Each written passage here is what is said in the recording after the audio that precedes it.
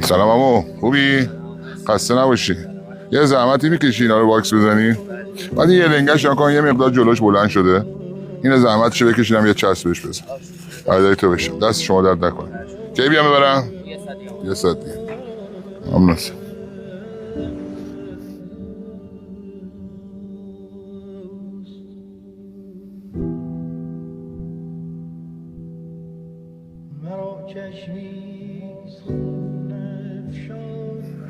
همون کفشای ما حاضره؟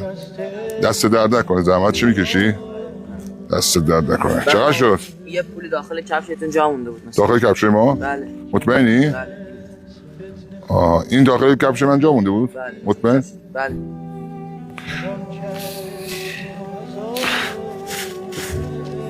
خودت هر روز اینجا کار میکنی؟ بله من هر روز اینجا. خرجی خانوادت کی میده؟ خودم میدم. خودت؟ بله. خب چرا یه کار دیگر انتخاب نکردی؟ اومدی این کار انتخاب کردی؟ اینجا چون نزدیک خونه‌ام بود بعد مراقب دو تا خواهرام باشم. مگه پدرت خونه نیست؟ نه پدر ندارم.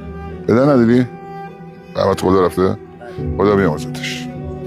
اینو من خدمت شما دادم بابت شب عیدی که نزدیکه. اینو من قصد گذاشتم و می‌خواستم تو رو امتحان کنم ببینم چجوریه. می‌بینم خیلی بچه با صداقتی هستی. دست درد نکنه. قبول کنم. چرا؟ این هدیه من باشه زحمت می‌کشی. این هدیه من برای توه. من اینکه حقته. من خیلی خوشحال میشم که اینو بگیری از من. قبول کن. مرسی هم دست درد نکنه. قربانت. ان شاءالله که سلامتی باشه واسه خودت و خواهرات. من اینکه مرد خونه شدی دمت گرم.